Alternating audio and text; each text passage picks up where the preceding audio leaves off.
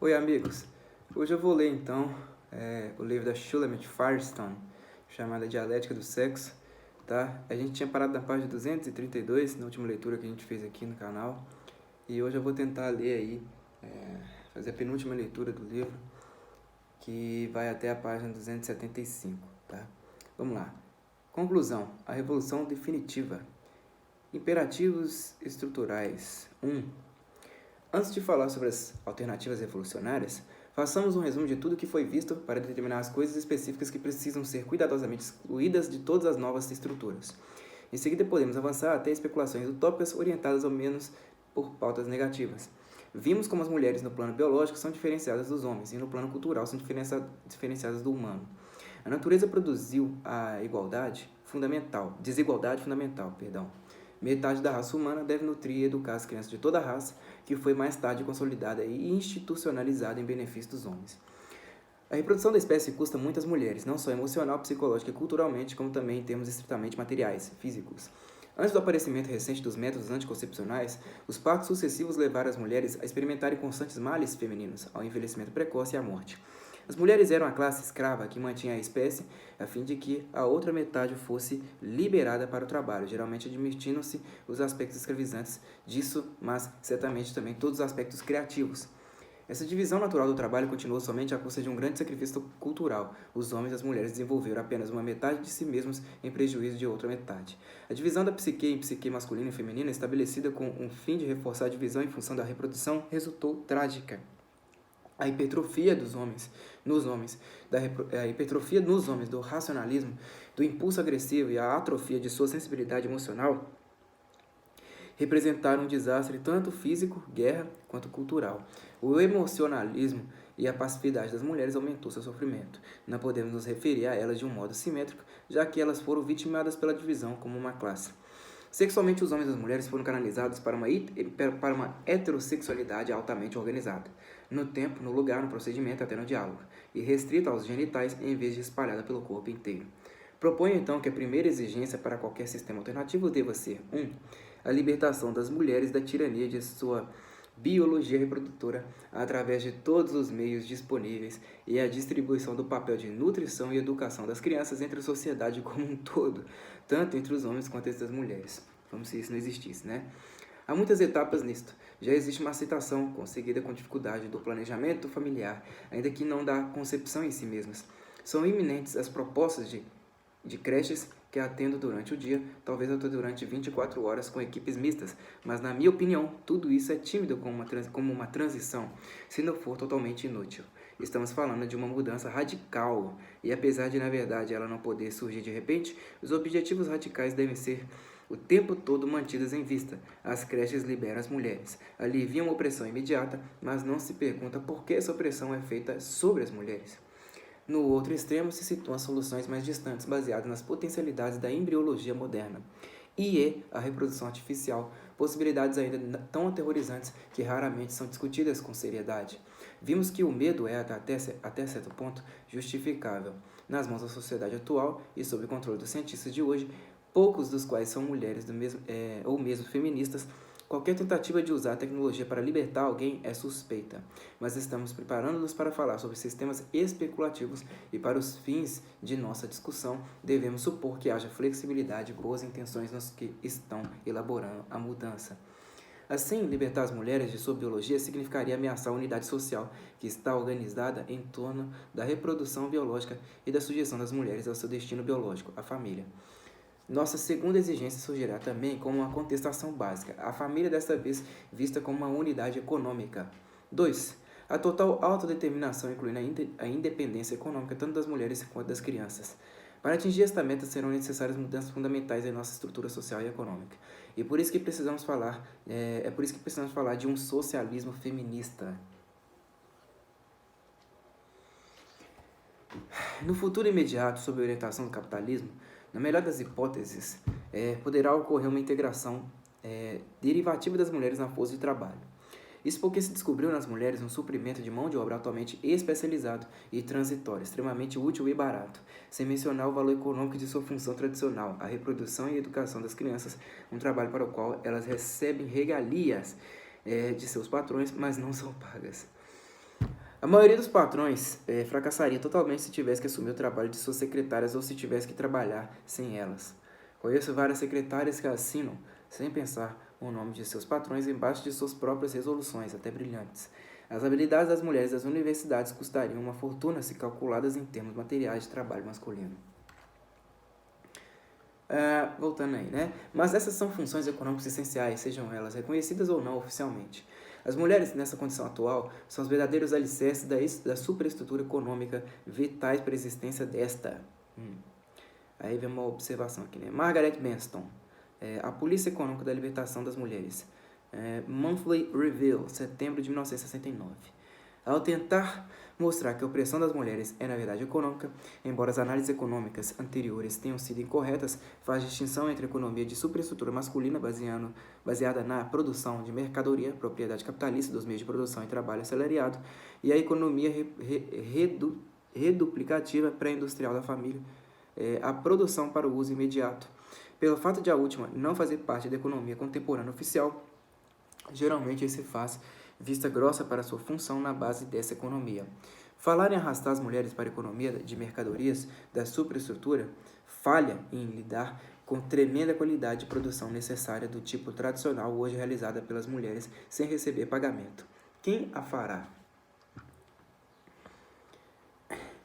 As odes à abnegação da maternidade encontram um fundamento na realidade. A mãe é vital para o American Way of Life, bem mais do que a torta de maçãs. Ela é uma instituição sem a qual o sistema realmente se desintegraria. Nos termos capitalistas oficiais, a fatura por seus serviços econômicos pode custar tão alto quanto 1/5 do produto nacional bruto. Mais uma nota, né? Juliet Mitchell, em Women, The Longest Revolution, New Left Review, dezembro de 1966, afirma que o trabalho doméstico é enorme se qualificado em termos de trabalho produtivo. Na Suécia, 2.340 milhões de horas ao ano são gastos por mulheres nos serviços domésticos, comparados aos 1.290 milhões de horas gastas por uma mulher na indústria. O The Chase Manhattan Bank estima em 99,6 horas uma semana inteira de trabalho doméstico feito pela mulher. Margaret Benston calcula sua estimativa mínima relativa a uma mulher casada sem filhos em 16 horas, perto da metade de uma semana regular de trabalho. Uma mãe precisa gastar pelo menos 6 ou 7 dias da semana trabalhando cerca de 12 horas.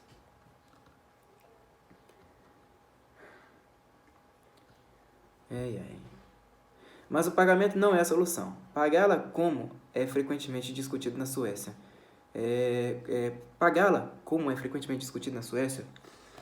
é uma reforma que não contesta a divisão fundamental do trabalho e, consequentemente, nunca poderia erradicar as desastrosas consequências psicológicas e culturais dessa divisão do trabalho. Quanto à independência econômica das crianças, trata-se realmente de um sonho, até agora não realizado em nenhum lugar do mundo. E no caso das crianças, também estamos falando de mais do que de uma justa integração na força de trabalho.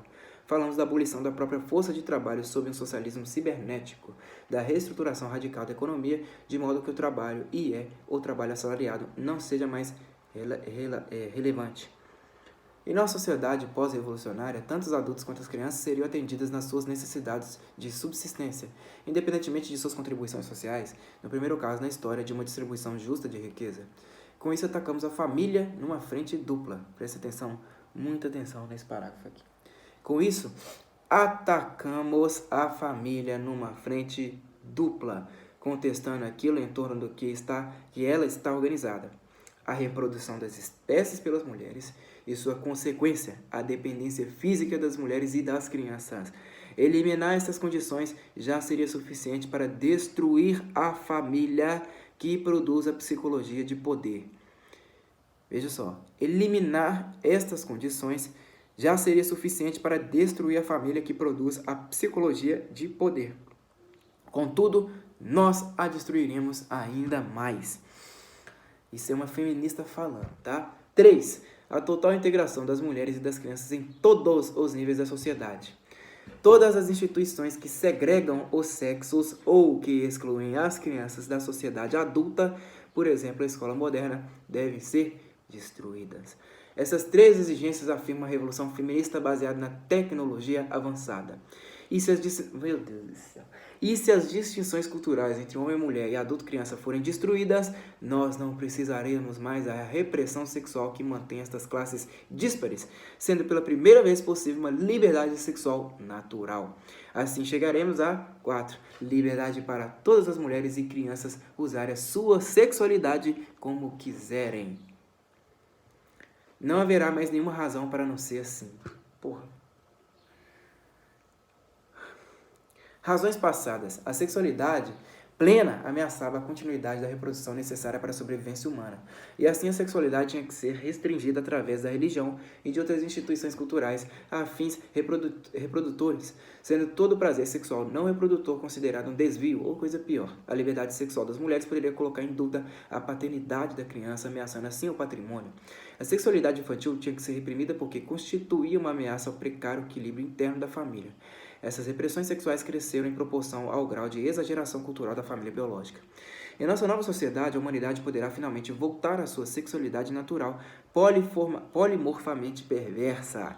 Serão permitidas e satisfeitas todas as formas de sexualidade. A mente plenamente sexuada, realizada ao passado apenas em alguns indivíduos sobreviventes, tornar-se universal.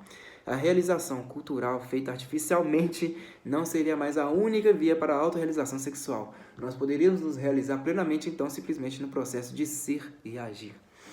2. Medos e considerações. Estes imperativos categóricos devem constituir a base de um programa feminista radical ainda mais específico. Mas nossas exigências revolucionárias provavelmente vão dar com alguma coisa. Desde uma leve oposição, utópica e real, afetado muito distante no futuro, impossível. Bem, isso pode ser uma droga, mas vocês não conseguiram nada melhor. Puta que pariu. Até a histeria, desumana, antinatural, doentio, corrompido, comunista, 1984. O quê? A maternidade criativa destruída por bebês em tubos de vidro, monstros feitos por cientistas, etc. Vimos, porém, que essas reações negativas podem paradoxalmente significar o tanto que estamos atingindo o íntimo das pessoas. O feminismo revolucionário é o único programa radical que faz estourar imediatamente os estratos emocionais subjacentes à política séria, reintegrando assim o pessoal com o público, o subjetivo com o objetivo, o emocional com o racional, o princípio feminino com o masculino. Como é doente, gente, que mulher doente.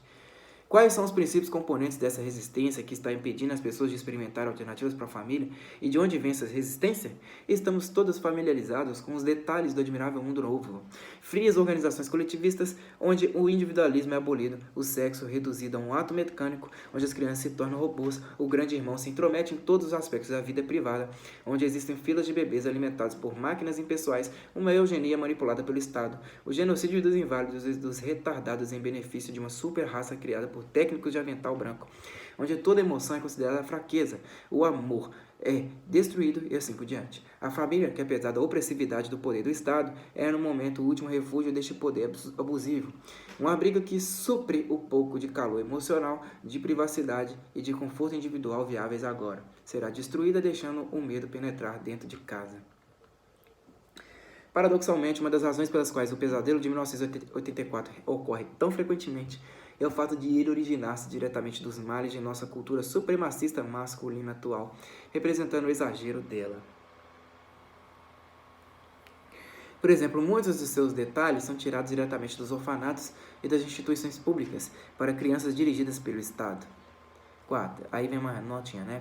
Embora seja verdade que as crianças dos orfanatos não recebem sequer o calor e a atenção que os pais dão ao filho, com resultados danificantes, os testes revelaram que o QI das crianças em instituições era mais baixo, o desajustamento emocional era maior e até como no famoso experimento com macacos desprovidos de cuidado maternal, o funcionamento sexual é danificado ou destruído.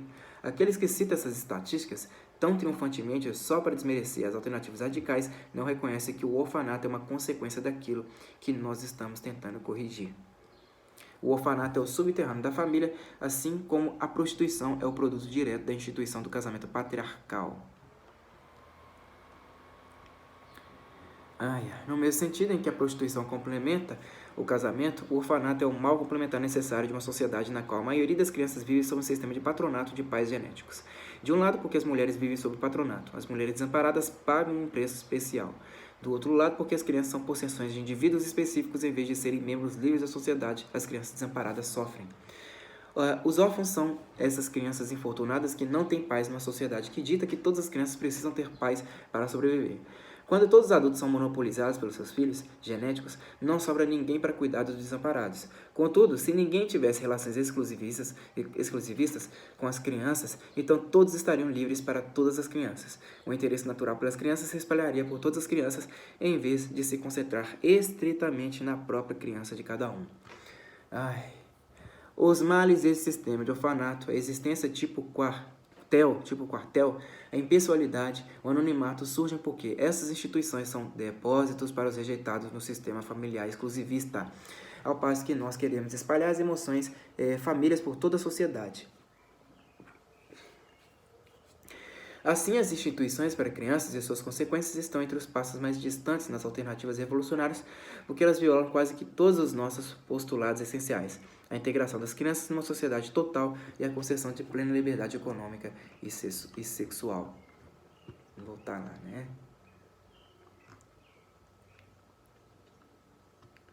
Cadê?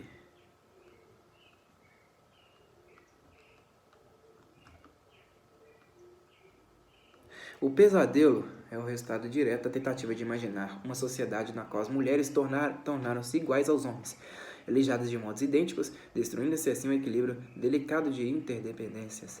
Contudo, estamos sugerindo o oposto. Em vez de concentrar o princípio feminino no refúgio privado, no qual os homens, como patos, periodicamente mergulham na água para descansar, em vez disso queremos reespalhá-lo, criando pela primeira vez a sociedade de baixo para cima.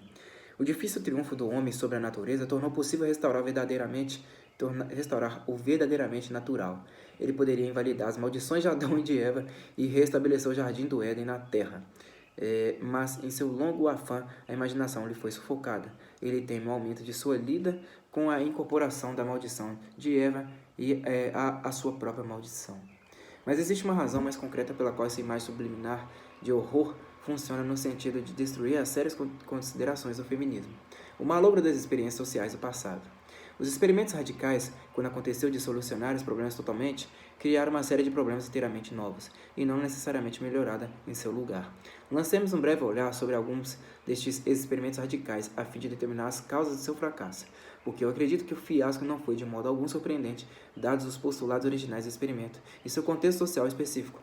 Podemos depois usar essa informação como uma pauta negativa, nova e valiosa, que nos instrua sobre o que mais deve ser evitado em nosso próprio programa. O mais importante malogro de todas as experiências sociais modernas foi o das comunas russas. O fracasso da Revolução Russa é, em geral, um espinho na vida de todo partido radical, mas raramente é observada a relação direta entre a sua frustração e a das comunas. Isso levou, ironicamente, à suposição de existência de uma conexão casual entre a abolição da família e o desenvolvimento de um Estado totalitário. Nessa visão, a reinstituição do sistema da família nuclear, feita posteriormente pela Rússia, é vista como uma tentativa desesperada de recuperar os valores humanistas, a privacidade, o individualismo, o amor, etc., naquela altura em rápido desaparecimento. Mas trata-se do oposto. O fracasso da Revolução Russa se atribui diretamente à derrota de suas tentativas para eliminar a família e a repressão sexual. Este fracasso, por sua vez, como vimos, foi causado pelas limitações de uma análise revolucionária de óptica masculina, fundamentada exclusivamente em classes econômicas, que não considerou em nenhum momento a família na sua função de unidade econômica. Além disso, todas as revoluções sociais até esta data malograrão precisamente por essas razões. Qualquer liberação inicial sob o socialismo atual deverá sempre reverter a repressão, porque a estrutura da família é a fonte da opressão psicológica, econômica e política. As tentativas socialistas de suavizar a estrutura de poder dentro da família através da incorporação das mulheres na força de trabalho no exército não passam de reformistas. Assim, não é uma surpresa o fato de o socialismo, como ele é hoje constituído nas várias partes do mundo, não só não representar nenhuma melhoria em relação ao capitalismo, como ser frequentemente pior do que ele. Olha o que ela fala aqui, né? Não é uma surpresa o fato de o socialismo, como ele é hoje constituído nas várias partes do mundo, não só não representar nenhuma melhoria em relação ao capitalismo, como ser frequentemente pior do que ele. Assim se desenvolve um componente importante da imagem do pesadelo: a destruição da família, o último refúgio da intimidade, do conforto, da privacidade, do individualismo, etc., e a intrusão total da economia, da superestrutura em todos os aspectos da vida, a convocação das mulheres para um mundo masculino, em vez da eliminação total das distinções de classes sexuais. Pelo fato de nenhuma medida ter sido tomada para restabelecer o elemento feminino no mundo exterior, para incorporar o privado no público, e ainda porque o princípio feminino foi menosprezado ou eliminado, em vez de ser difundido de modo a humanizar a sociedade, o resultado foi um horror. Wilhelm Reich, em seu livro A Revolução Sexual, sintetizou as razões objetivas e específicas do fracasso das comunas russas numa das melhores análises já feitas até hoje. 1. Confusão dentro da liderança e evasão do problema. 2. A árdua tarefa de reconstrução geral, dados o atraso cultural da velha Rússia, a guerra e a fome coletiva. 3. Falta de teoria. A Revolução Russa foi a primeira de seu gênero. Nenhuma tentativa foi feita para lidar com os problemas emocionais, sexuais, famílias existentes na formulação da teoria revolucionária fundamental. Ou, nos nossos termos, houve falta de um aumento de consciência relativa à opressão das mulheres e crianças e falta de uma análise feminista radical antes da própria Revolução. 4. A estrutura psicológica sexual negativa do indivíduo, criada e reforçada através de toda a história pela família, impediu a liberação do indivíduo dessa mesma estrutura. Como propõe Reich, deve ser lembrado que os seres humanos têm um medo enorme daquele gênero de vida porque eles tanto anseiam, mas que diverge de sua própria estrutura. 5. As complexidades concretas e explosivas da sexualidade. No quadro que Reich descreve da época, sentimos a imensa frustração das pessoas tentando se libertar, mas não dispondo de uma ideologia bem estruturada para orientá-las. No fim das contas, o fato de terem tentado tanto sem haver um preparo adequado tornou seu fracasso ainda maior. Destruir o equilíbrio da polarização sexual sem eliminá-lo totalmente foi pior do que não fazer absolutamente nada. Um outro sistema comunitário experimental muito elogiado é o kibbutz, em Israel. Aqui, contudo, não existe um fracasso total. Geralmente se diz que as crianças do kibbutz carecem de individualismo, que existe um grupismo na sua psicologia, que é o preço da eliminação da família. E se você quiser pagar o preço, bem... Nesse caso, eu prefiro falar da minha própria experiência, embora haja vários livros sobre a matéria. Esta é a minha impressão da vida no kibbutz. A divisão do trabalho é tão pronunciada quanto sempre foi. Uma mulher explicou-me que dirigir o trabalho é capaz de arruinar a natureza feminina. As moças estrangeiras são as únicas que ainda discutem, porque as mulheres não estão no campo, e sim confinadas à lavanderia, à sala de costura, ou na melhor das hipóteses, ao galinheiro. Nota. Durante curta estada, observei o seguinte. Uma amiga minha americana, embora fosse uma enfermeira registrada, não poderia, apesar de uma disputa infindável, conseguir um emprego na enfermaria, porque todas as mulheres eram necessárias na cozinha. Um emprego numa loja de sandálias foi dado a um rapaz inexperiente preferido a uma moça especializada em artesanato. As crianças identificam-se intensamente com seus pais genéticos. Ouvem-se repetidamente as palavras minha mãe e meu pai, no mesmo tom em que toda criança em todo quarteirão nos Estados Unidos disse: se você não fizer isso, eu vou falar com meu pai, ou minha mãe vai te bater. Os laços familiares permanecem fortes, ainda que suas piores consequências sejam evitadas. Acima de tudo, as crianças ainda são segregadas, tendo até facilidades, fazendas, horários de refeição e atividades especiais. O conceito de infância permanece, incluindo as atividades próprias a ela. O ensino segue o modelo europeu, ainda que alguns de seus próprios aspectos, como a graduação, tenham sido eliminados. As salas de aula se mantêm na proporção de um adulto para 20 crianças, sendo ainda o seu objetivo final a aprovação do adulto em vez da aprendizagem em si mesma. Os modelos de papel sexual são adotados vigorosamente, a segregação sexual não foi eliminada. Há banheiros diferentes para homens e mulheres, e a homo ou a bissexualidade são tão desconhecidas que, quando eu trouxe o assunto à baila, várias mulheres saíram da sala em sinal de protesto. Apesar dos rumores o kibbutz é cada vez mais conservador em relação ao sexo. É embaraçante para uma mulher solteira pedir pílulas anticoncepcionais, e as doenças venéreas são consideradas uma vergonha. E qualquer união que não seja união a longo prazo, com um parceiro aprovado socialmente, é vista com maus olhos. A sexualidade no kibbutz continua sendo estruturada de modo convencional, pouco diferente da sexualidade da sociedade em geral. O tabu do incesto e suas consequências simplesmente foram estendidos da família ao grupo que a substitui. Na verdade, o kibbutz não representa uma experiência radical, mas um comunalismo limitado, instruído para fins agrícolas específicos ulteriores. O kibbutz não é nada mais do que uma comunidade de pioneiros da lavoura forçada a sacrificar temporariamente as estruturas sociais tradicionais para se adaptarem a um conjunto de condições específicas nacionais. Se e quando essas condições mudarem, o kibbutz voltará ao normal. Por exemplo, no kibbutz de extrema esquerda em que eu fiquei, as mulheres preocupavam-se em exigir cozinhas particulares adicionais à da comunidade, que servia refeições 6 vezes ao dia. Elas ainda estavam confiadas ao papel da esposa perfeita, mas não dispunham das condições apropriadas para desempenhá-lo. Seu interesse pelas roupas, moda, maquilagem, charme, não muito fácil de saciar parecia, e na verdade era a aspiração da moça da roça pelos vícios da cidade grande. Tanto mais intensa na fantasia, porque difícil de se realizar na prática. Atravessando a seção residencial do kibbutz, ao início do entardecer eu poderia sem nenhum esforço imaginar que estava caminhando por um subúrbio tranquilo ou por uma cidadezinha dos Estados Unidos. As casas padronizadas são cuidadas com a atenção das propriedades privadas de qualquer pequeno burguês, com a mesma decoração zelosa dos apartamentos. O retorno à propriedade me foi justificado como sendo apenas realista. Anteriormente, os membros do kibbutz tinham repartido entre si até as próprias roupas, mas logo ficaram saturados. A propriedade ainda é uma importante extensão do self, porque as crianças ainda são uma propriedade. A fila dos pequenininhos, seguindo a supermãe num passeio fora da casa das crianças, é igual a todos os jardins de infância de todo o mundo. As crianças ainda continuam oprimidas.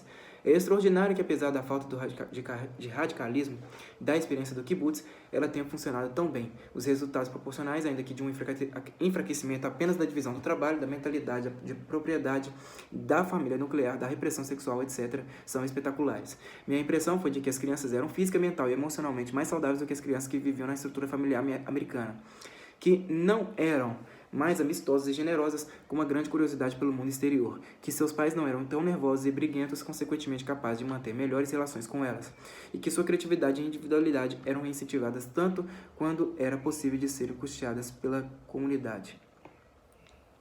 Nota: num kibbutz encontrei um rapaz de 17 anos que tinha construído seu próprio ateliê de artista, onde ele ia com seus amigos pintar regularmente, e isto foi feito tipicamente como seu projeto inteiro.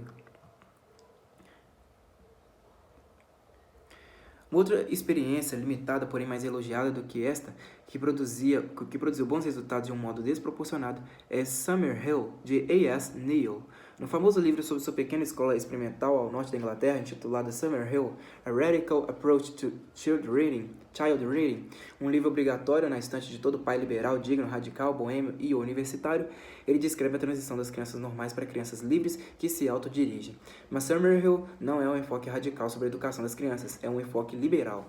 Neill, uma espécie de diretor de escola benevolente, escola benevolente e honesta, em vez de um verdadeiro inovador social, construiu um pequeno refúgio para aquelas vítimas de nosso sistema atual, cujos pais tinham o dinheiro e a visão liberal necessários para mandá-las para lá. Segunda nota. Neill fala de si mesmo. Embora escreva e diga o que pensa da sociedade, se eu tentasse reformar a sociedade pela ação, a sociedade me mataria como sendo uma ameaça pública. Acredito que meu trabalho primordial não é a reforma da sociedade, mas levar felicidade para algumas poucas crianças. Dentro deste abrigo, as crianças são poupadas dos efeitos mais prejudiciais do autoritarismo existente na estrutura familiar. Há uma aparência de igualdade entre as crianças e os que dirigem o lugar. O voto de Neill conta como sendo somente um, embora eu imagine que, numa crise real, a decisão não seja determinada pelo voto. Em todo caso, as crianças sempre sabem quem é o chefe, por mais benevolente que ele seja, e a educação obrigatória é abrandada. Embora as crianças aprendam somente quando querem, a estrutura das aulas, ainda que mais flexível, permanece inalterada. Apesar da masturbação não ser vista com maus olhos, certamente as relações sexuais não são incentivadas. Afinal, observa Neill, com muita propriedade, eles fechariam a escola. E o que é pior, os papéis sexuais não começaram a ser eliminados, o que estaria um pouco além dos objetivos dessa experiência, visto que as crianças já estão psicossexualmente formadas pela família na época que entram na escola, aos 5 anos de idade ou mais. Em todos os aspectos psicológico, sexual e educacional, temos então apenas um abrandamento de alguns dos mais severos aspectos do sistema. O problema não foi atacado de suas raízes. Legalmente, as crianças ainda estão sob a jurisdição dos pais, que podem fazer delas o que quiserem. As crianças não podem encomendar pelo correio pais do tipo dos que as enviarão para Summerhill. Neill queixa-se continuamente dos pais, que podem desfazer todo o seu trabalho nas férias ou arrastar os filhos para fora da escola no momento em que os piores efeitos da vitimização tiverem desaparecido. Ele tem medo do poder deles sobre si mesmo. Afinal, ele está às suas ordens. Se nós são satisfeitos com o produto, os eles obscuros ainda têm a palavra final. Tem uma nota bem grande aqui, né? Neill comenta sobre a volta às divisões dos papéis sexuais com um pouco de frustração, mas com uma aceitação geral. Na verdade, ele e sua esposa, Anna, agem dentro dos papéis de modelos benevolentes, embora talvez para uma família maior. Eis Neill falando sobre o assunto. Num dia bom, pode ser que você não veja os meninos gangsters de Summerhill. Eles estão em cantos distantes nas suas aventuras, mas você verá as meninas. Elas estarão dentro ou perto de sua casa, dentro ou perto de casa e nunca muito longe dos mais velhos. Você geralmente encontrará a sala de artes cheia de meninas pintando e fazendo coisas em tecidos. Contudo, Principalmente, eu creio que os meninos menores são mais criativos. Pelo menos eu nunca ouvi um menino dizer que está aborrecido porque não sabe o que fazer, enquanto que de vez em quando eu ouço as meninas dizerem isso. Talvez eu ache os meninos mais criativos do que as meninas porque a escola deve estar melhor equipada para os meninos do que para as meninas. As meninas de 10 ou mais anos têm pouca utilidade para uma sala de ferro e madeira. Elas têm seus trabalhos de arte, que inclui cerâmica, cortar moldes de linóleo, pintura, costura, mas para algumas isso não é suficiente. As meninas tomam parte menos ativa nas reuniões da escola do que os meninos, e não encontro qualquer explicação para o fato. Grifos da autora. Mesmo quando acontece ser os pais seguidores devotos da filosofia de Summerhill, eles incomodam com as suas constantes visitas e perguntas. Mais uma nota. Puta merda. Se a experiência escolar isolada de Summerhill funciona num grau limitado, a casa Summerhill fala gritantemente. Não há nada mais triste do que o espetáculo dos pais tentando iniciar sua versão particular sua versão particular própria de Summerhill na sua vida familiar, nunca compreendendo a profunda contradição entre a família nuclear e a verdadeira liberdade da criança. Eu estive em casas em que as mães restringiam-se a implorar aos filhos para pararem de bater nas visitas. Elas não se atreviam a usar o poder que o filho pelo menos sabia que estava lá e, de fato, estava provocando. Há outras famílias em que as crianças são arrastadas periodicamente para conselhos de família. E assim por diante. Mas, no entanto, apesar de todas essas medidas progressivas, as crianças instintivamente sabem e agem a partir desse conhecimento que quaisquer decisões serão baseadas em realidades práticas que os pais controlam.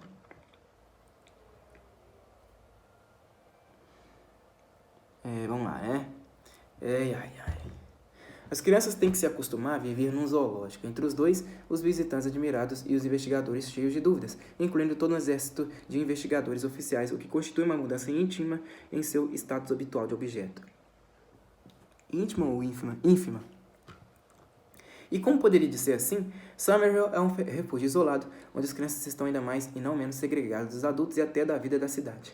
E a escola depende totalmente, até para existir, da boa vontade dos pais legais e dos doadores liberais. Ela não passa de uma comunidade autossuficiente com uma economia própria e, consequentemente, está propensa a se tornar um acampamento que funciona durante um ano todo para atender a crianças problema cujos pais foram arrastados para o liberalismo como um último recurso. Pelo fato de as crianças serem muito mais numerosas do que os adultos e constituírem a razão central da existência de todo o projeto, seus desejos e opiniões são observados e respeitados mais do que na maioria dos outros lugares no mundo, mas trata-se de um respeito artificial sem bases numa verdadeira integração em uma comunidade legítima. E se só com essas reformas superficiais as crianças já mostram um comportamento notavelmente aperfeiçoado, sendo substituídas a sua agressão, repressão e hostilidade pela cortesia autêntica, pela liberdade psicológica, liberalidade psicológica e pela honestidade, imagine-se então o que poderíamos esperar sobre condições verdadeiramente revolucionárias. Um estudo detalhado dessas e de outras experiências feitas a partir de um ponto de vista feminista radical constituiria uma contribuição valiosa para a teoria feminista. Fomos breves por necessidade. Discutimos algumas das mais importantes experiências sociais modernas, em primeiro lugar para mostrar que elas não preenchem as 4 condições mínimas apresentadas por nós para uma revolução feminista. Sintetizemos as causas do fracasso. 1. Os laços especiais das mulheres com a reprodução biológica e a educação das crianças que levam a uma divisão desigual do trabalho, ao estabelecimento de classes baseadas no sexo, à psicologia do poder e a outros males, nunca foram rompidos. Os papéis femininos foram ampliados em vez de redefinidos. As mulheres podem ter sido parcialmente integradas na economia masculina da superestrutura, e isso geralmente só para preencher uma necessidade de trabalho específica e usualmente transitória, mas nunca o papel feminino foi difundido pela sociedade como um todo. Assim, as mulheres conservaram seus antigos papéis e, em alguns casos, meramente acrescentaram um papel novo a estes. 2. Em alguns casos, como em Summerhill, a experiência dependia da economia e da boa vontade, de uma comunidade repressiva mais ampla e, consequentemente, era parasitária e de fundamentos fracos. Contudo, naquelas comunidades que tinham socialismo na base de sua experiência, o problema não foi tanto este. As crianças das comunas e do kibbutz sentem-se tão dependentes da comunidade em geral quanto de qualquer pessoa específica. Frequentemente, elas participam até do trabalho produtivo. Essas experiências só são ainda falhas na divisão do trabalho, e isso sabemos deriva de outras razões. 3. A contínua segregação das crianças e uma falta de reestruturação radical da escola ou de dar um fim nela. Os métodos de segregação têm variado desde o extremo dos orfanatos do tipo quartel até a sua versão mais liberal, o acampamento isolado de um Summerhill ou de uma Beit Yaladim. a casa das crianças do kibbutz. Mas apesar de seu impacto destrutivo, pode ter sido amortecido em nenhuma circunstância foi discutido o conceito de infância ou foi abandonado completamente o aparato da infância, a escola moderna, as roupas especiais para crianças, etc. 4. A repressão sexual continuou a atuar em parte por causa do fracasso em cortar as conexões especiais existentes entre as mulheres e as crianças e em parte porque os pioneiros não foram capazes de superar suas próprias estruturas sexuais negativas. Nota: Hayek discute a incapacidade russa de lidar com os primeiros sinais de uma sexualidade livre infantil.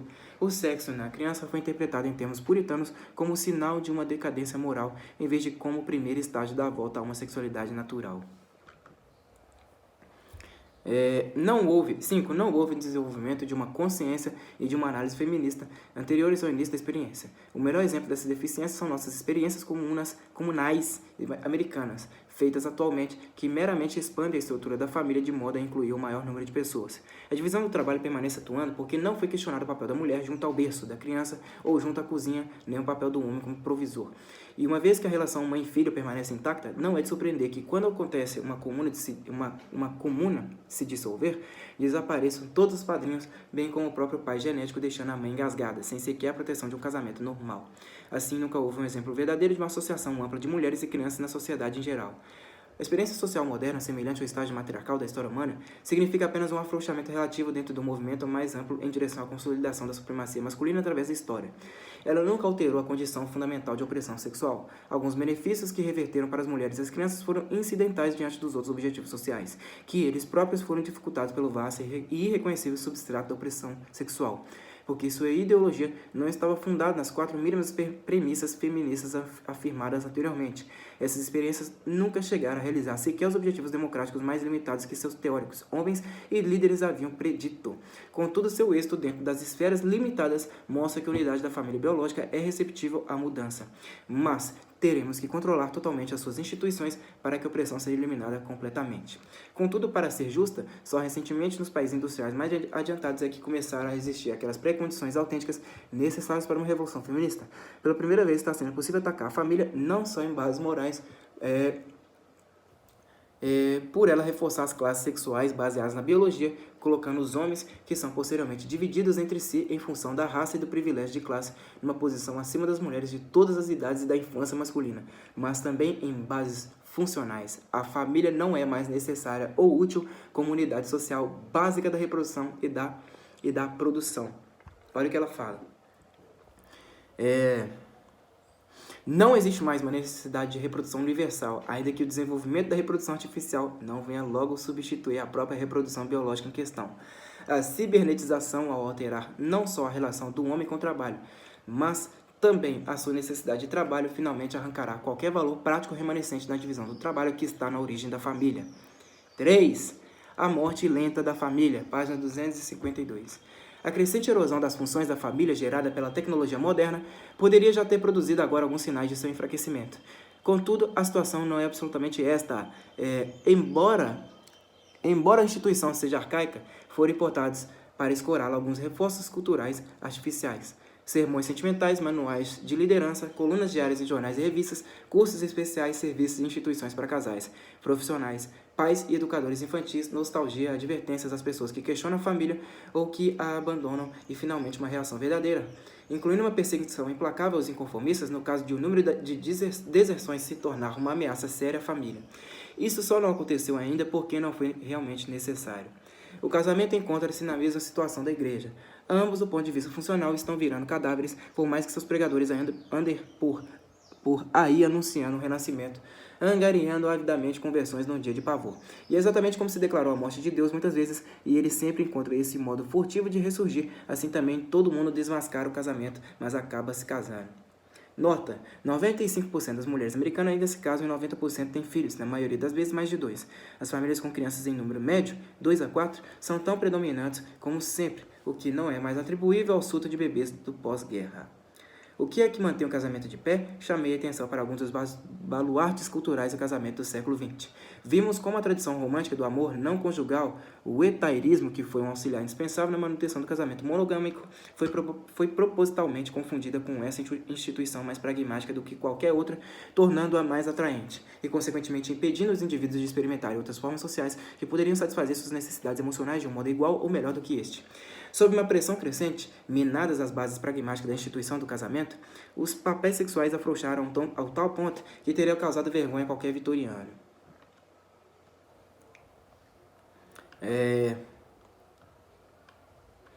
Ele não sofria dúvidas torturantes em relação ao seu papel, nem em relação à função e ao seu valor do casamento. Para ele, o casamento era simplesmente um acordo econômico em seu próprio benefício, que poderia satisfazer mais facilmente as necessidades físicas e reproduzir seus herdeiros. A esposa também estava certa de seus deveres e recompensas. Devia a ele, durante toda a vida, a propriedade de si mesma e de todos os seus serviços sexuais, psicológicos e domésticos, em troca de apoio e proteção a longo prazo de um membro de classe dominante, e, por sua vez, ele lhe devia um controle limitado sobre um lar e sobre os filhos dela até eles atingirem uma certa idade.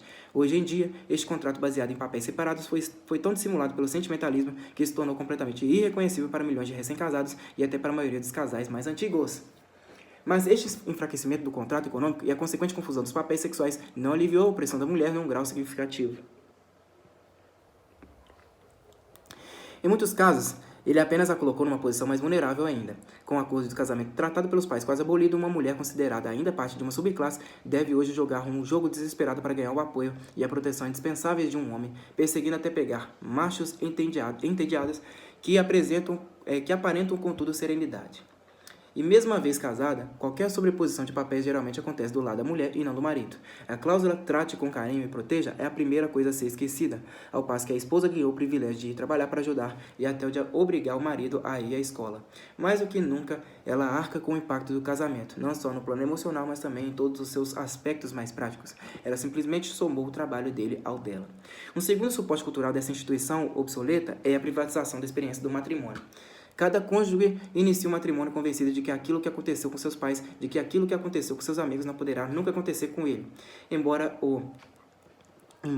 o naufrágio do casamento tenha se tornado um hobby nacional, uma obsessão universal, como é testemunhado pela proliferação de manuais para o casamento e o divórcio, pela indústria de revistas femininas, por uma classe afluente de consultores matrimoniais, pelos repertórios completos de piadas do gênero Ball and Chain e pelos produtos culturais tais como a novela de rádio, o gênero Casamento e Família da TV, por exemplo, I Love Lucy ou Papai Sabe Tudo, os filmes e peças de teatro como Faces, de Cassavetes e Quem Tem Medo, de Virginia Woolf. Ainda encontramos em todo lugar um sinal desafiante de otimismo do gênero. Nós somos diferentes, que cita habitualmente o único caso de um bom casamento, mesmo que exemplar externamente na comunidade, para provar que isto é possível.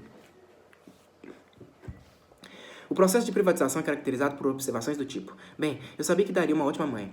É inútil chamar a atenção para o fato de que todo mundo diz isso, que os pais são amigos hoje repudiados como maus pais e pobres parceiros de casamento, todos começaram o casamento e a paternidade exatamente com o mesmo espírito. Afinal, será que alguém escolhe um casamento ruim? Será que alguém escolhe ser uma mãe ruim? E mesmo que se tratasse de uma questão dos bons versus os maus, cônjuges ou os pais, sempre haveria tantos destes quanto daqueles. Sob o atual sistema de casamento e paternidade universal, o número de esposos e crianças que podem tirar a sorte boa só pode ser exatamente o mesmo das de sorte má. Voltando aqui, pessoal, Ball and Chain, a expressão refere-se ao gênero clássico de piadas girando em torno da imagem da corrente presa e uma bola usada pelos presos. Vamos lá. Na verdade, todas as classificações de bom e mal estão fadadas a se reproduzir em proporções idênticas. Nota. Mas o que realmente significa essa dicotomia do bom e mal? Talvez, afinal, ela seja apenas uma distinção eufemística de classes, sensíveis e educados, opostos aos ineducados, desprotegidos, esgotados e, portanto, diferentes. Mas, embora mesmo uma criança nascida de pais educados e de classe alta seja mais feliz em todos os aspectos e esteja capacitada a receber um bom número de privilégios em virtude de sua classe, de seu nome e da propriedade que ela está apta a herdar, a distribuição das crianças é igual em todas as classes. Se de fato as crianças nascidas dos infortunados não excederem em número às outras, desse modo reproduzindo a proporção idêntica da desigualdade original. Assim, o processo de privatização funciona no sentido de fazer com que as pessoas continuem a culpar a si mesmas em vez de culpar a instituição por este fracasso. Apesar da instituição revelar-se bastante insatisfatória e até podre, ela incita as pessoas a acreditar de algum modo que sua situação específica será diferente. As advertências podem não surtir nenhum efeito porque não existe nenhuma lógica no porquê as pessoas se casam. Todo mundo tem os próprios olhos e os próprios pais. Se alguém prefere bloquear qualquer evidência, é porque precisa disso. No mundo descontrolado, as únicas instituições que lhe dão uma ilusão de controle que parece oferecer alguma segurança, proteção ou calor são as instituições privadas, a religião, o casamento família e, mais recentemente, a terapia psicanalítica. Mas, como vimos, a família não é nem privada nem um refúgio. Está, assim, diretamente relacionada, sendo até sua causa, aos males da sociedade em geral, males que o indivíduo não é mais capaz de enfrentar. Mas os baluartes culturais que acabamos de examinar, a confusão do romance com o casamento, o enfraquecimento das suas funções econômicas e seus papéis sexuais rígidos, o processo de privatização, a ilusão de controle e de refúgio, todos os quais exploram os medos do indivíduo moderno vivendo dentro de um meio ambiente cada vez mais hostil, não são ainda a resposta completa ao porquê a instituição do casamento continua a florescer. É pouco provável que estes pontos negativos pudessem manter sozinhos a unidade familiar como uma instituição vital. Também seria fácil demais atribuir a continuidade da estrutura familiar unicamente a um reflexo. Rever o casamento em relação às nossas 4 exigências mínimas feministas, descobriremos, e eu temo isto, que ele preenche, a seu modo miserável, pelo menos uma parte dessas exigências de um modo pelo menos igual ou melhor do que o da maior parte das experiências sociais que discutimos. Vamos lá.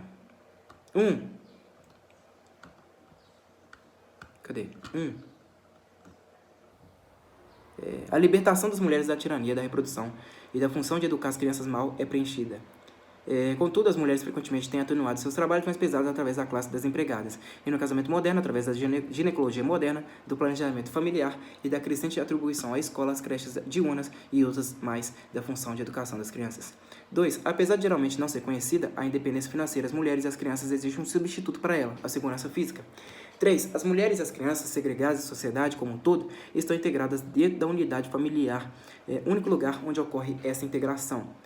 O fato de a pequena interação existente entre os homens, as mulheres e as crianças estar concentrada numa única unidade social torna essa unidade tanto mais difícil de ser abandonada.